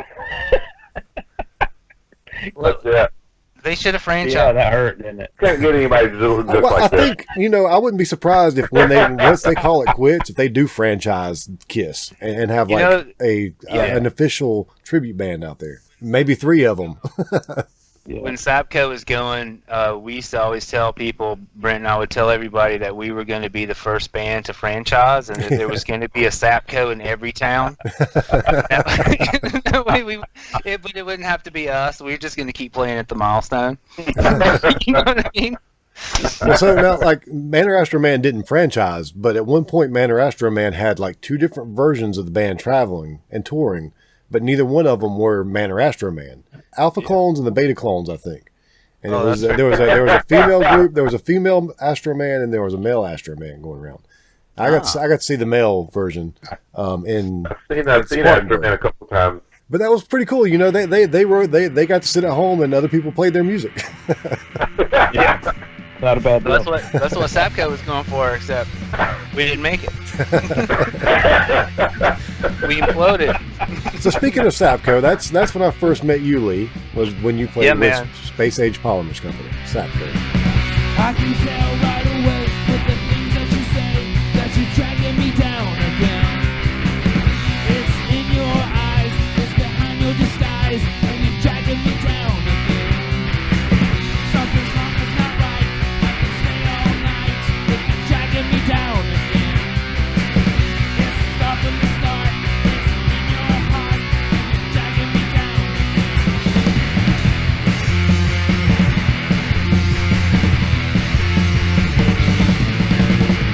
That's such a good band. That was a super fun band to be in, and those were some of the highlights of just playing around Charlotte and the Milestone. It seems like we got on a tear there for a while that we would have SAPCo, Los Accidentes, and Smoking Rocks lineups in some various format at the Milestone every few months, and it was so fun, man. But yeah, Oh yeah. I appreciate that. We had a good time. SAPCo is a good band. We had a 7-year. I think we held it together for 7 years, which is 6.5 more than I expected it to make it. Yeah. Was that the one where Brent put the laid down the law about oh yeah, playing the show? That's a good story. This what he's talking about is SAPCo. Rook and I had been playing in a band in Statesville called Mini Bike, and we were a 3-piece band. Mm-hmm. And Mini Bike was the first band that I officially stepped away from either playing drums or playing bass or playing some other something in the band, and I was like, I'm gonna play guitar, and I'm gonna sing. You know what I mean? And I was like, and I've never even tried this before, but I'm gonna do it. And that was where it started. Was Mini Bike. So Rook and I had been playing in Mini Bike, and then that did its thing, and we sort of parted out for a while, and then we ran into Brent, and then that's how SAPCo got going. Brent had played in Damn with Joe, so he brought Joe in, right? So it just sort of happened pretty quick. So we get going, and we're practicing all the time. We're practicing at Rook's house. We're practicing all the time. And there was always this split in SAPCo. There was always the 2 guys that partied and the 2 guys that didn't party. So, for me and Rook, like Thursday night band practice, like we drink beer, whatever. And we did that for about a year, like sort of like writing our songs and having fun, but like not a lot of ambition. And Brent came into band practice one night, and he had printed out on this piece of paper, and he taped it to his amplifier.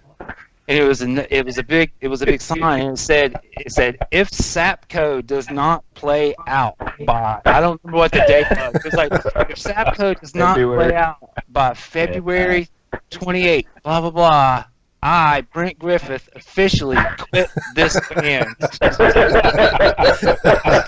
It was only like a month, It's like we had like a month and a half. And that's kind of how SAPCo started, because I think up until that point, I didn't think we were going to get out of the Rook's house. Yeah. We didn't have the drive to do it, and nothing had ever stuck before that, really, that I had been in. Nothing really ever stuck. And even with TV Driver that I had been in with Sean and Chad, musically it was great, but Sean was going to engineering school in Raleigh at the time. Yeah. Chad's living in Wilmington, and I'm living in Statesville. And it was just like, you didn't have GarageBand or the internet necessarily to where we could drop files to each other, and like things now we take so for granted. You know what I mean? Just like recording a riff on your guitar and getting it over to your buddy instantly, you couldn't. You know what I mean? That didn't stick. So it was like SAPCo was never. I didn't expect it.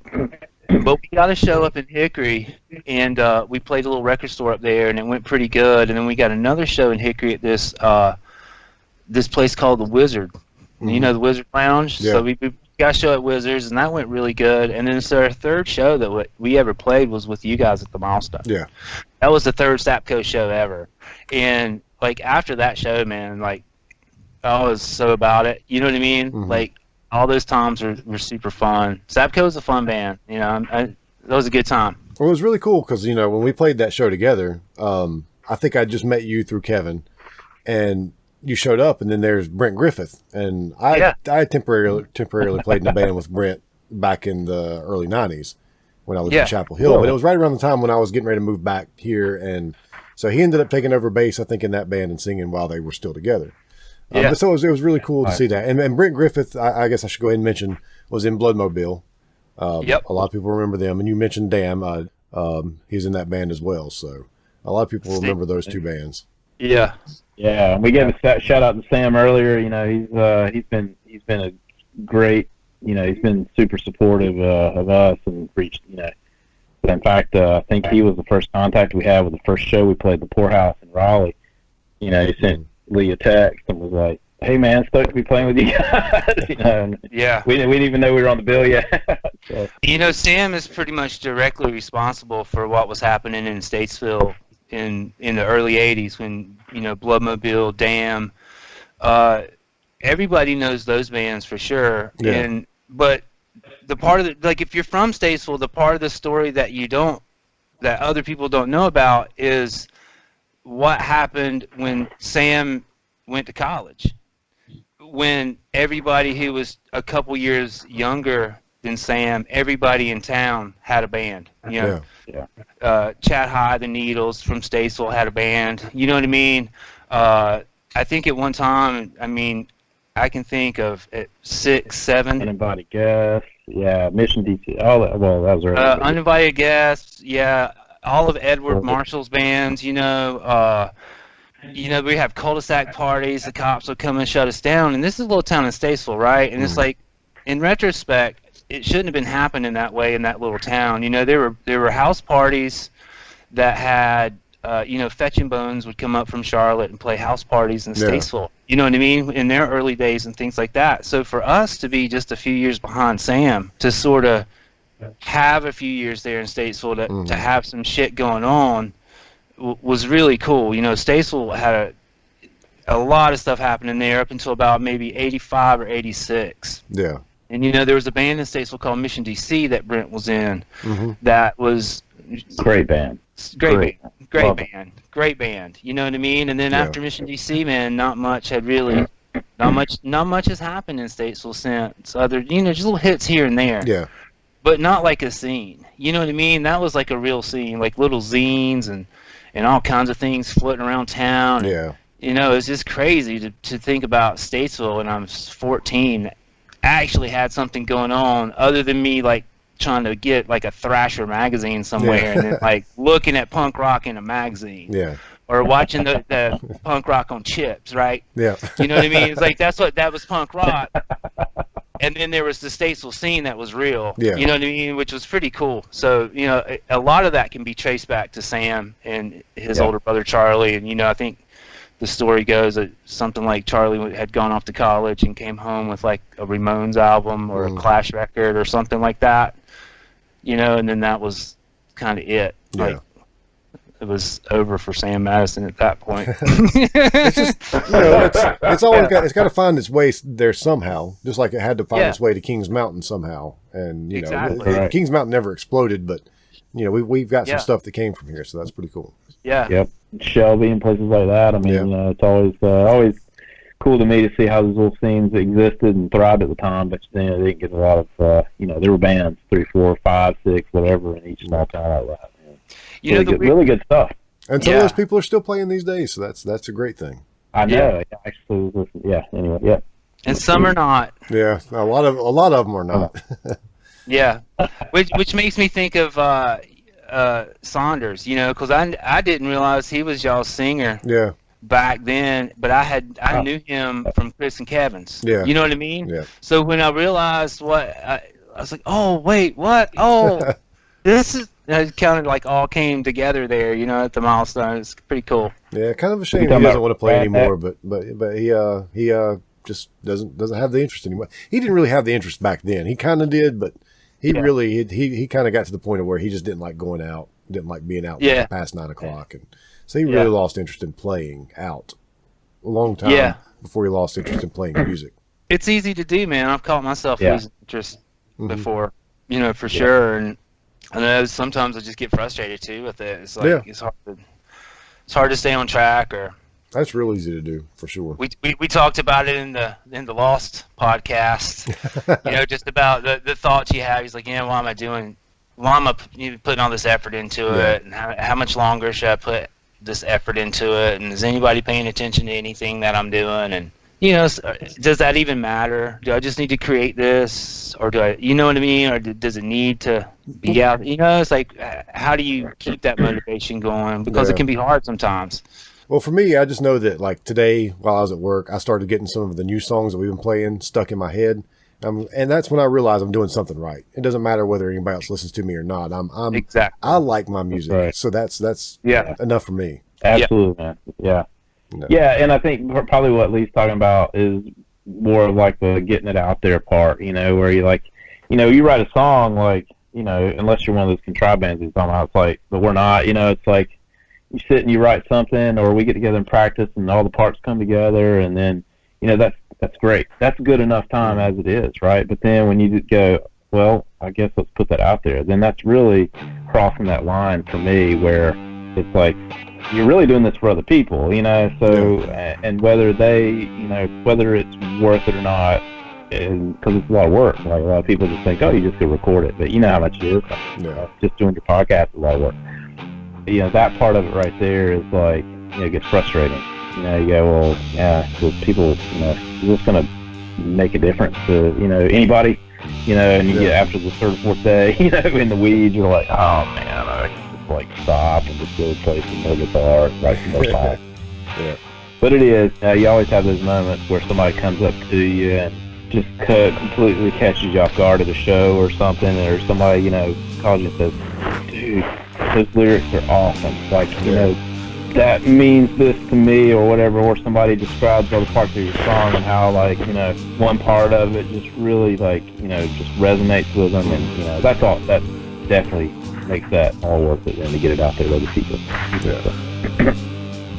And I probably want to bring it back around to Will St. Creek again. Before we do that, though, was there any other bands that we haven't mentioned that you guys have played in that you feel like you want to talk about, or Arms of Venus? There's Arms of Venus. Oh yeah, there you go. Yeah. Natural child, she's running wild. She coast to coast, everybody's ghost. Natural ways, she day after day, she moved the world from a tilt to whirl. Arms of Venus was a few years back. It was a band I was doing with Celeste and Michael Spencer and Matt. Yeah. We were together for a couple years. We played a few shows around. It was a good run. Super fun band. Made a few recordings that we never put out. So there's some recordings out there. I sent you a few of them. Like, they're not officially released anywhere. You know, they're out there. If you want them, I'll give them to somebody. But yeah, you know, we had a good run. That was a fun band. We were kind of a heavy psychedelic rock band. I don't know how else to describe us. You know, we're a pretty heavy band. So yeah, I did that with them for a few years. That was super fun. I played with the Smoking Rocks, you know, for a while after SAPCo broke up, and Fred and Dave had left the Rocks. I ended up playing with the Rocks for a while. That was pretty fun. And I mean, unless we go all the way back into our teenage years, I think that's sodium citrate. And Obion, sodium citrate. The first we had our first band. Go ahead. Well, I always like to hear about the very first band. I like to hear that. So the first band. Yeah, the very first band. So when I met Sean in 8th grade, my brother was a drummer, and I had been playing with like ZZ Top records and stuff like that, you know, for a couple years as a kid. And Sean was the new kid my 8th grade year. Sean had his family had moved into this little town called Harmony, which is outside of Statesville, but Sean was the new kid in town. When we were starting to get to know each other, the first thing that we had in common was kind of raising hell. You know what I mean? We went up to this little community building to like this birthday party or some shit. And Sean and I ended up raising hell, like stealing all the candy, taking plywood and putting it up on the tables and skateboarding inside, and you know, just raging out, 14-year-old rage out, you know. 14-year-old rage. Yeah, but I was playing drums like in school band, like with the choir and shit like that, and I found out that Sean had a guitar. So the long story short, when we were in 8th grade, we started playing together. And we had a little band that was me and Sean and my brother Evan, and we were called Sodium Citrate. Yeah. And there is only one. Got that one. off the back of a can. Like it's like a mellow yellow can or something. There's one and only one. Sodium Citrate. Yeah. There's one and only one lost Sodium Citrate tape out there that was recorded live with Evan singing through headphones. You know, like you singing into the headphones. So that's kind of where it started. But we had that in 8th grade. We also had a band, Sean, with a couple buddies of ours that were like we were on the basketball team and stuff with them, but they played at this church up in Harmony, and we had this band, and we played at a little community center up out on the outskirts of Harmony. and we played the Gun Club Sex Beat. Mm-hmm. We played the Cars song. What's the name of the Cars song? It's escaping me, Sean. Oh man, I don't mind you coming here wasting all my time. Just what I needed. Yeah, just what I needed. We played those 2 songs up there, so that's like where Sean and I started playing together. It was that 8th grade year. But by the time we got into 9th grade and got into high school, we had tapped into that whole little second Statesville scene that I was sort of talking about. Yeah. We're like the second wave of bands that were coming through Statesville. And Sean and I, the first actual show that I ever played was in that same community building on the outside of Harmony. And Sean and I had V-Point. And Sean and I had a band with a guy named Preston Brooks called Frozen Fun Bag. And we opened up, and it was us. It was us, and then it was a local cover band called the Minor Birds. Yeah. And then which band of Edwards was it that played? It was the Mission DC. Yeah. Me and Kurt who played on that one. Yeah, I can't remember the name of it. Can't remember what they called that name. And then this speed metal band from Charlotte called Mange and COC. Okay. MK Ultra. MK Ultra is what, yeah. Oh, okay. Yeah. So that all happened our 9th grade year at that little community center. You know what I mean? Like COC's like in Harmony playing this little community center, and all the Statesville kids are out in the country, like where Sean and I live at this little. It's like this thing that shouldn't happen, right? Yeah. So we play out or whatever, and then like I'm so jazzed by it. I just remember stealing as many stickers off of COC's van as I could possibly steal. Because they had all the stickers on their band, you know, like what a little shit thing to do, a little 14-year-old, 15-year-old horrible. shit. I want that black flag sticker. Yeah, right. Oh, I want that 12XU sticker. That's dope. You know, it's like such a little shit. But that's how stoked we were. Yeah. You know what I mean? Like, I was 15 years old. I'm just getting my ass beat by Reed Mullen because I want to get that 12XU sticker off of his van so bad because this is the coolest fucking night in my life ever. Was. And it was, dude, it was as simple as, like, I think it was, like, Edwardsville. I can't remember who did it, but, like, just wrote them a letter and said, hey, man, we're having a party. Would you come play here at V-Point Community Center in Harmony? And they're like, yeah. Yep. Yeah. That's how you do. That's how we did it. We set up our armory show in Kings Mountain. I just wrote to people, and whoever responded, it was like, "Come on and play. Yeah. Let's do it." All right, yeah. I tell you the timeline. It was right after Eric had left COC, and they had not recorded what was it called, Technocracy or whatever, with Mike singing. They had not recorded that yet, or had maybe recorded it and it wasn't out or whatever. But they showed up as a 3-piece with Mike singing, and we didn't even realize that Eric, that's sort of that had sort of just went down. You know what I mean? Yeah. So that version of COC was like one of the first run of them as a 3-piece after Eric left. Yeah. Which is, and I just remember after the show, like Mike doing bonuses on Evan's Rob Roscott board into the chairs. Just into like these wooden chairs. But yeah, man, so that's sort of where it started. And then like, for me, nothing really got super together until later on. Like, mini bike, yeah, a little bit, but really SAPCo's like for me where it came together. And I've tried to stay pretty solid playing since then, if I can. Well, you guys did the Guinness Book of World Records thing, didn't you? Oh, that's right. We did. We participated in the longest continuous show in the Statesville Mall in the Guinness Book of World Records. Okay. Rook and I went out right. 2:00 in the morning, and we were called Squelch. We did an hour improv. Yeah, we did an hour of improv. Just making songs up. Which Creek is great at, by the way. Yeah. We have a lot of improv, so we can't wait. We would just make them up. I just tell a little story, and then we just jam something for like 2 or 3 minutes. You can play 24 hours on blues chords, man. Yeah, well, we were just a 2-piece, so unless somebody stops, there's really no way to mess up if you're a 2-piece, unless somebody stops. There's a band in Charlotte, they're called Dumpster Service, and they're bad as hell. They're 2 pieces, a drummer and a guitar player.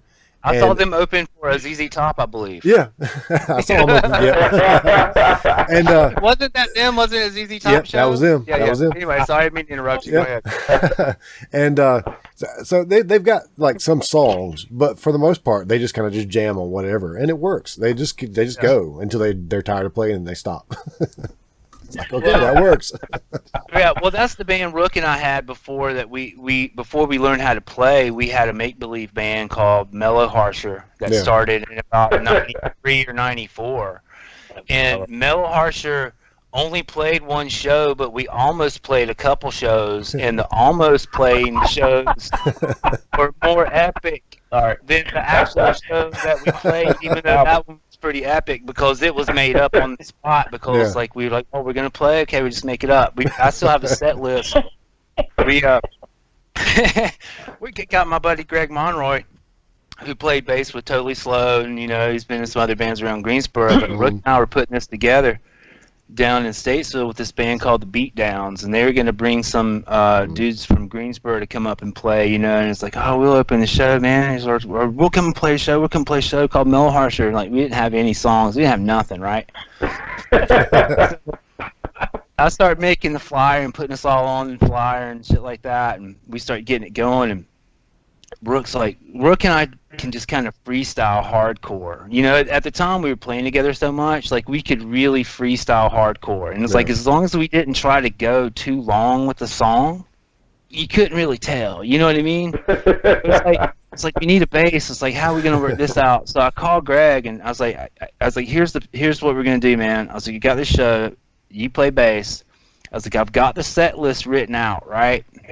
So whatever the first letter in whatever the name of the song is that is a note on the guitar is what key it's in, right? Yeah. So right, so Cop Cars, that's obviously in C. You know what I mean? So we wrote out a whole set list, and I was working at this pawn shop at the time, and I bought two guitars like out the door. I think I paid like $100 for two shitty guitars, Mm-hmm. planning on just destroying them. Yeah. You know what I mean? So we opened up. I got a full Marshall stack, turbo rat pedal, and a big muff, as wide open as it'll go. We played a 27-song set list that was made up on the spot. Smashed two guitars, and there was nothing left for anybody else. That was the only time Mellow Harsher actually made it onto the stage. That's awesome. Yeah, it was pretty fun. Mellow Harsher. We totally made it up.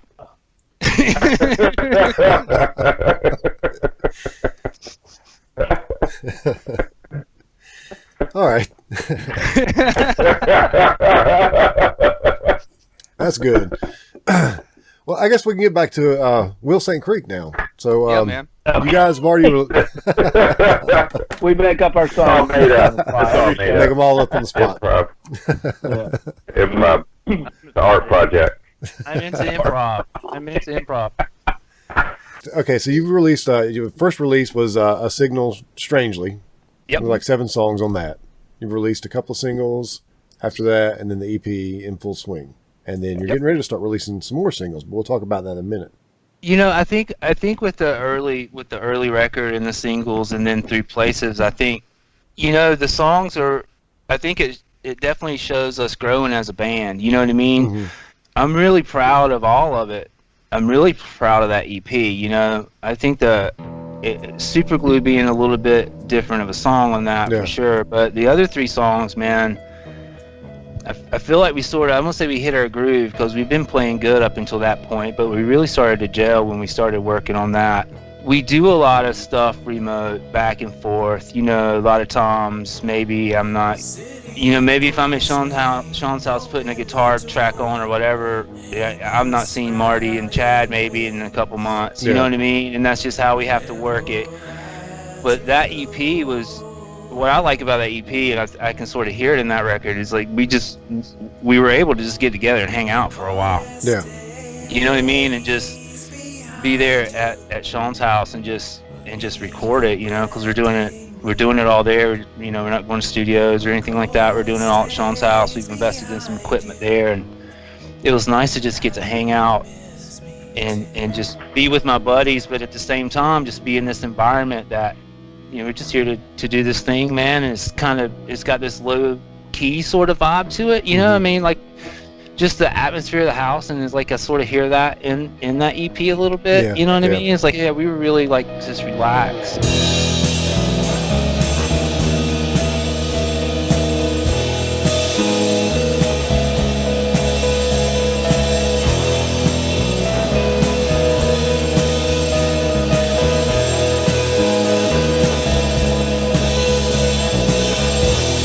Safe from the porch swing, open the door, bangles twisting rings, level is your flow. So that for me so far really stands out, and I think the new stuff that's coming out, you know, it's definitely taken a little bit, I won't say a different direction because it's still sounding like us, but you know, as we continue to do this, and Sean, I mean, you know, he's really our engineer too, you know, like I mean, I got like maybe a good idea where I want to set the microphone in relationship to a speaker cabinet or something like that, you know what I mean? But when it comes to taking what we've done and getting it where it needs to be so we can get it out on all these services, and then it streams and it's consistent, you know what I mean? And you're not, it's a lot of work, so he's learning how to maneuver that, you know what I mean? So this next round of stuff that's coming out, like, to me, it's not that, I don't think the songs or anything or style or whatever you want to call it has changed that much, but I can hear us really taking a leap forward as far as, I don't want to say production because I don't want it to sound like it's, you know, produced or whatever, but it is like we're producing this on our own, right? And like every time that we do it, we're picking things up. Sean's getting a little better at it. We're honing that direction a little bit more. So if you listen back from the first record through the singles and into that EP, you can sort of hear that evolution. You know what I mean? And I don't know. Well, I was listening to the first record a little bit earlier today, and it sounds really good. So but you're right. You know, the more you do it, the better you get, and the better it sounds. So each record, even with Van Huskins, even though we don't do the production side of it, the people that we work with, we notice each one sounds a little bit better, you know, because everybody gets better as they do more of it. Yeah, exactly. They get more familiar with what you're trying to do, too, I'm sure. Exactly. You know, There's that as well. That bleeds over into it. Yeah, and that's the thing with us. I mean, you know, even when it comes down to amp styles, I mean, you know, over the past, I'd say the first year, we were trying to figure out actually what we even kind of sounded like, you know, from a live perspective. And we did a lot of instrument change, you know, or gear changes, you know, and pedal changes and whatnot, and tried to, you know, all right, we're really trying to sound this way. Because, you know, that first album, seemed strangely, you know, one of my, nobody's ever mentioned this, and I'm not saying it sounds like it, but one of my influences definitely been My Bloody Valentine and Kevin Shields. Really, like, hearing a lot of, like, layered, you know, vocals and some other stuff, and kind of down in the mix, you know, and I caught a lot of crap, got a lot of shit about that. Like, everybody's like, can't hear what you're saying, man, can't hear something. Like, like, that's not the point.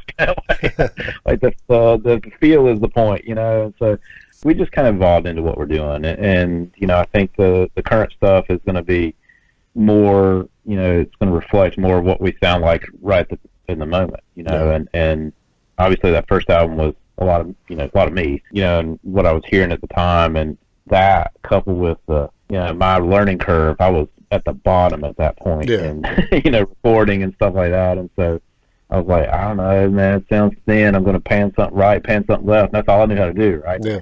Now there's stereo spreads and direction mixers and all this other stuff in there, you know, that you got access to.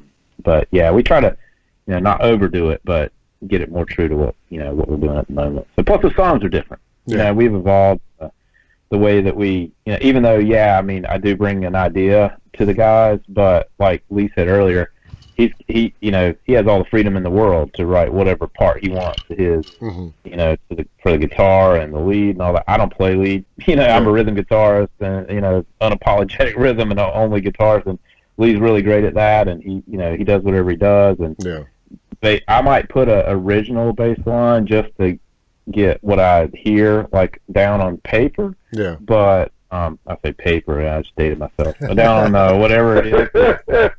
That you get the typewriter out. Stuff on nowadays. Typewriter. Out. So, but Marty's a true bassist, and like you are, and so I've been done this long enough to know that a true bassist is invaluable, to completing the feel of a song, and so he's got full freedom to do that, and he does, and everything he does is amazing compared to simple root note stuff that I'm doing, right? And then same with Chad, so there's the stuff that we, Chad has a lot of technical feedback and, and even like a lot of song structure feedback, and so, hey, I don't know if this part really fits right here. Why don't we, take this and do something different here? And so it all comes together, and that wasn't around in the first album. So the stuff that we're doing now is, I don't want to say complex, but it's more interesting, from a songwriting perspective when everybody has an input like that. So, I'm pretty excited about the stuff that we're doing. And it sounds like the new stuff you'd say probably sounds more like a band that wrote the song. It's more of a group effort, I guess. Yeah, you say it like that, and like I sort of think about it like, I think the first round of songs in the first record, it was like, hey, here are these songs, can we make a band? Yeah. You know what I mean? Mm-hmm. And then the singles in that EP are sort of like, well, we're a band, can we make our own record? Yeah. You know what I mean? And like now I feel like we're to the point, it's like we're a band and we're going to make our own record. You know what I mean? Yeah. Like some of the, I don't want to say guessing, but maybe a little confidence in knowing that we can pull it off, you know what I mean? Just like, because before it's like, well, can we do this? Or, it's like we've never done this before, you know what I mean, necessarily, at least not, I mean, even back to TV Driver, which, we had a 4-track back then recorded on the tape. We've always recorded ourselves, at least Chad and Sean and myself, when we've played together, we try to record ourselves always. Yeah. But it's different. It's a different thing when you're recording it so you have a tape to listen to so you can remember the song. Mm-hmm. You know what I mean? Or just have some record that you got something done that weekend or whatever, right? Yeah. It's where and maybe that's where we started with Will St. Creek, and now it's like, we're doing it and we're putting it out, and people seem to be responding to it, and there's a lot more material that we coming up with, and Sean's writing, we're putting together, and so I feel like that's the transition that's been made on this round of songs that are coming out. It's like it's more purposeful, you know what I mean? Yeah. And it's more like each song, like we really, not that we don't consider song order or how a song sits with another song, but like we go back to the EP or that first record, just because maybe we wanted it to sit this way with that song or have a certain sound, well, we didn't realize that mic, that was the hot mic that we put on the bass drum, and then we tore everything down and we played a show, and then now we're going to do the next song, right? So let's set everything back up. Which mic was it? I don't know. I think it was this one. Did I have that on -7 or -2? Yeah, why's the bass drum? Yeah, why's the bass drum sound different? I don't know. Why's your, you know what I mean? So, yeah, right. So, like, I think we work those things out, and so now we can try to be more consistent in the mix from song to song, and so the songs will sit a little better together. You know what I mean? So I think that's what I mean by confidence. I was just going to add that, so you brought up the upcoming stuff, and, at this point, we're, people figure it out pretty quickly, but our plan is to release, a new single every week. So we're going to try to shoot for an every Monday thing at this point. We've got a whole album's worth of stuff we've been sitting on, and we plan to get that out there, and we think it all sits pretty well together. Yeah. So the eventual plan is probably going to be through all that on a single album too. So we'll post that up. But it's summer singles for us. So we're Summer singles. What we talked about last week, and I just kind of repeat it again. It's a good strategy because, you know, if you release and I've seen it, you know, we anticipate putting out this whole full album and you can't wait for people to hear it. And then you put it out and it's like, it's out. And then the few people listen to it and then it seems like it's over with.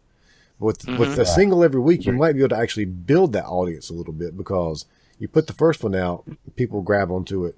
The next week you put another one out, then there's a few other people that catch onto it.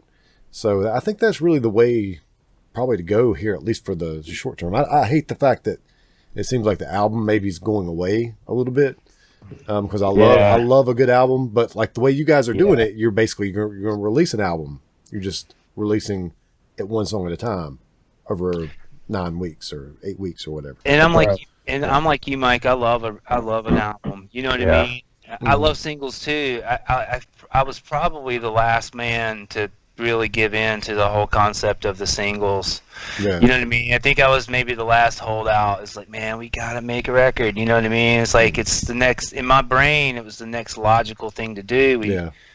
We did a record. We did some singles. We did an EP. You know, you follow an EP with a record, right?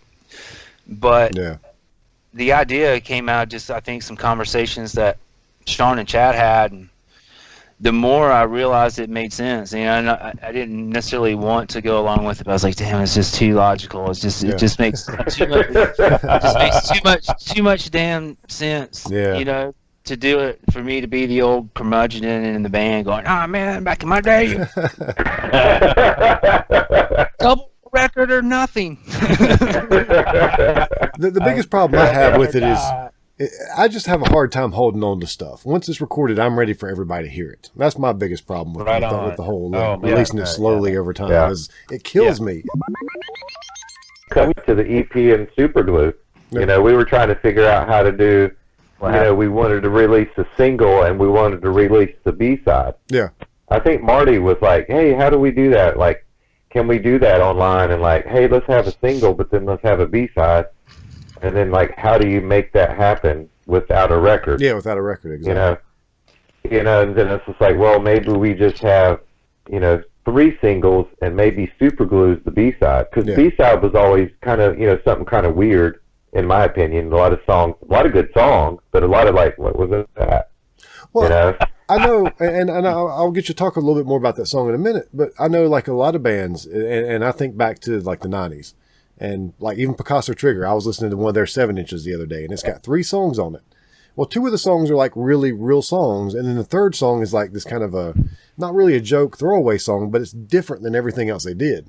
So it was an opportunity for them to like throw an extra song on something because they had room for it and be like, okay, this is not what we normally do, but this is something we did. We're proud of it.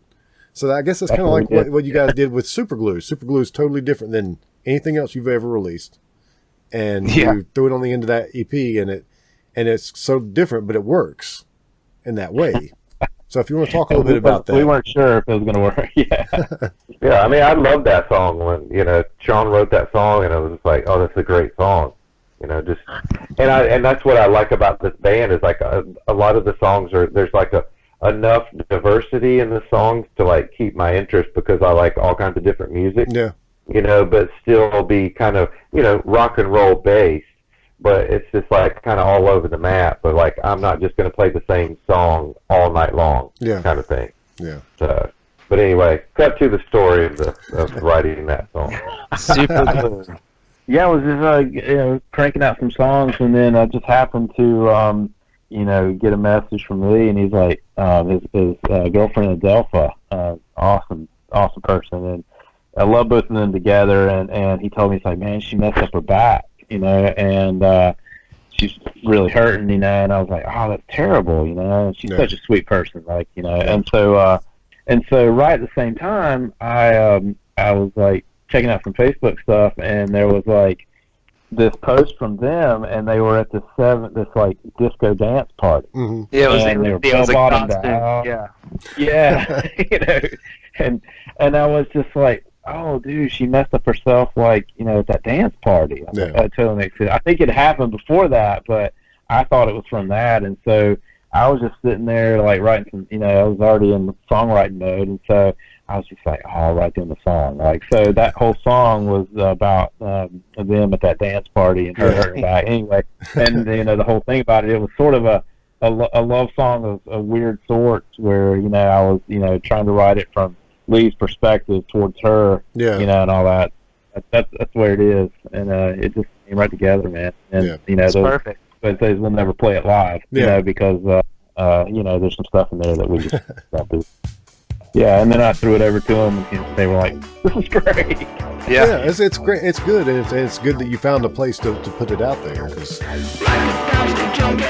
Like a bee on my bed, I'll be the golden ring around your halo thing. Like an open book without the final thing, I'll fall apart with you. I'll be your super glue.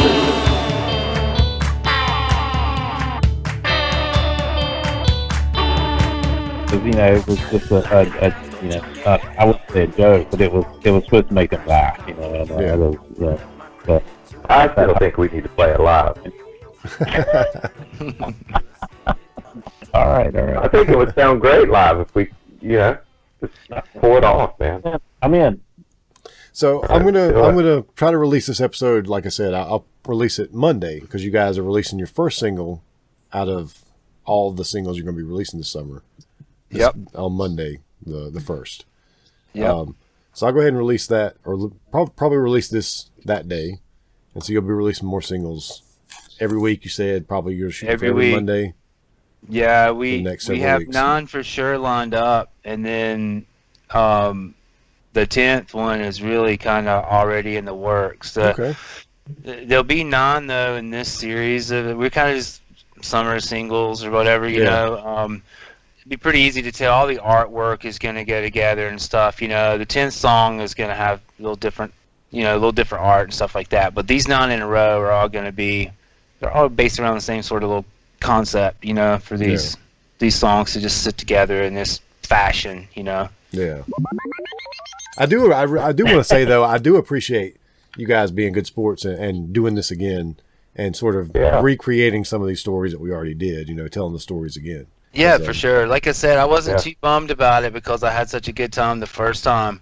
I was like, yeah, we'll do it again, you know. So hopefully we hit all the bases that we needed to, you know, to sort of hit with you here and kind of got what you wanted out of us. Yeah. And I think I said last time, I'll just say it again too, you know, we really appreciate you having us on here, and it's just super fun to do this. And it's just, you know, a pleasure to sit here and talk to you and talk about old times and talk about the band with my buddies that we've got going on right now. And just, you know, I feel fortunate to be a part of the band and just sort of starting to get like this momentum that we have rolling with these songs and stuff. It's nice, you know, to have it going right now, and it's awesome to be here. So I appreciate you having us. Oh yeah, well I appreciate it. When I heard the band, you know, I didn't even know that you were in the band yet, Lee.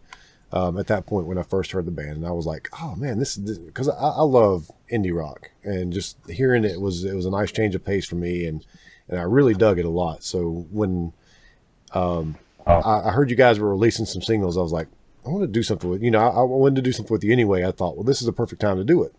Yeah, man. A bunch of stuff coming out. It's a good time to promote them, and I really want to get you guys to Charlotte once we can play shows again.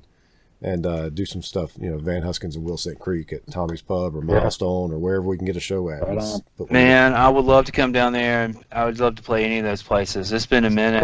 I was trying to think the last time I played the Milestone, and I'm sort of like, I can't even believe it's been maybe as long as it has. I think the last time I played there was when I was in the Smoking Rocks, which would have been maybe, we played with a band called Tweak Bird. It was supposed to be us and Tweakbird and oh my god, I can't believe I forgot his name. The guy from Chrome. What was the name of his band? You know Chrome? Helios Creed. Helios Creed. Yeah.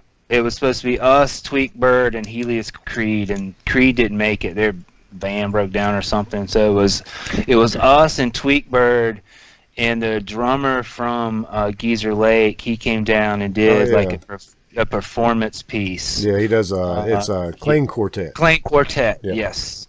And so it was us, it was Smoking Rocks, Clang Quartet, and Tweakbird, and that's I think the last time I got to play at the Milestone, and I love that place. I mean, that's the history and everything of the Milestone is very endearing to me for sure. You know, like the first band I ever saw there, I was Driving and Crying, actually.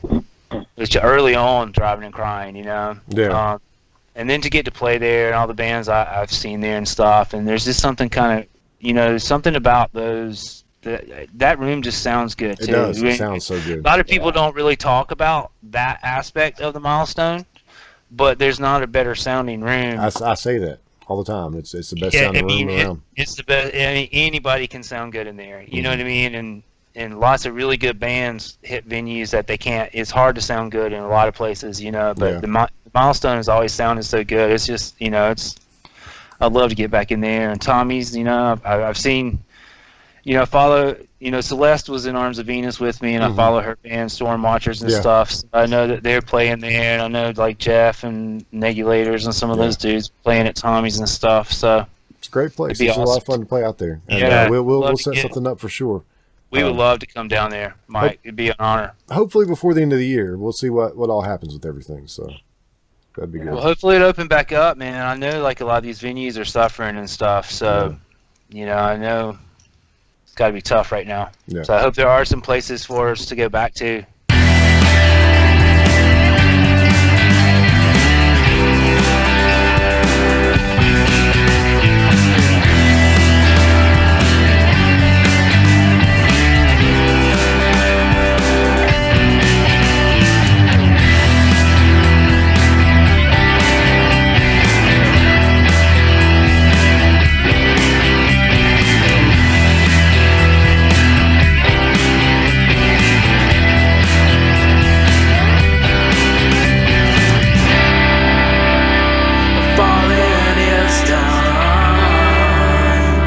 Restless are here now,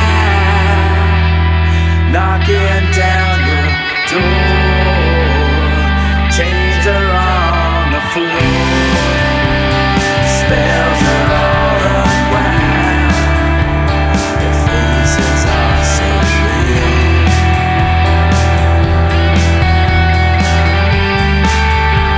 Spaces are so real.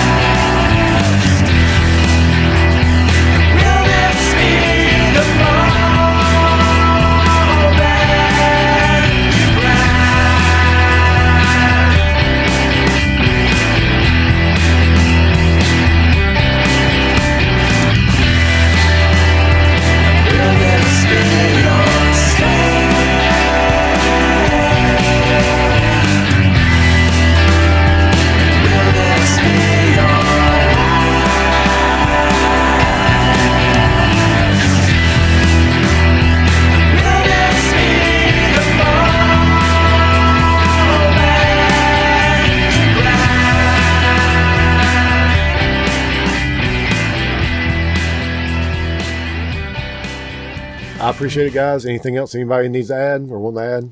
I'll just say thanks, think Mike. so. I'm consistently quiet.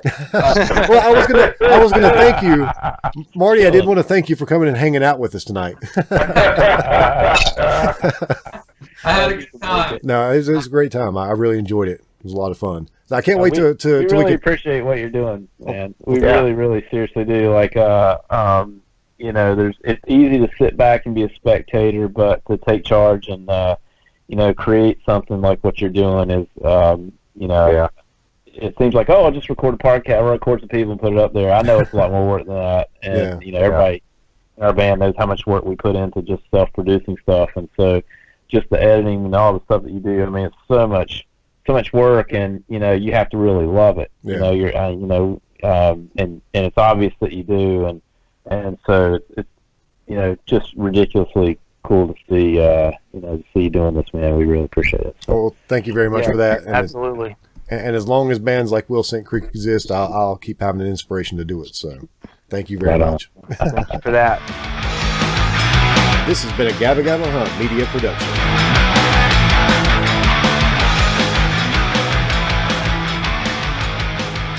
All right, guys. I appreciate it. Like I said, I'll edit all this together and try to get it. I should have it out Monday. But Cool. All right, man. can't wait till we can hang out in person. So Yeah. looking forward to that. Absolutely. Yeah. Looking I forward was to trying meeting all to, y'all. I've not seen you in a while, Mike, so we should definitely get together. We got Oh, to yeah. drag the Kerrigans out. We got to get Kevin out of the house. Yeah, we do. Hey, if That's we their get a show mission. together, they'll have to come out. Yes. I haven't seen those guys in forever. Yeah. Hell We yeah. saw him at Super Chunk at Neighborhood Theater. Chris ran into us, Oh, yeah. and Kevin was there too, right? Yeah. Yeah. Right, Lee? Chris and Yeah. Kevin, yeah. Yeah, crazy. Cool. Look the same, pretty much, just a little bit fatter. Aren't we all? Take care.